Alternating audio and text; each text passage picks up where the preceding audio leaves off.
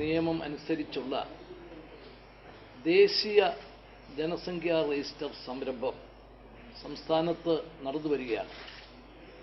രാജ്യത്ത് സ്ഥിര താമസക്കാരായ എല്ലാവരും ദേശീയ ജനസംഖ്യാ രജിസ്റ്ററിൽ രജിസ്റ്റർ ചെയ്യേണ്ടത് നിർബന്ധമാണ്.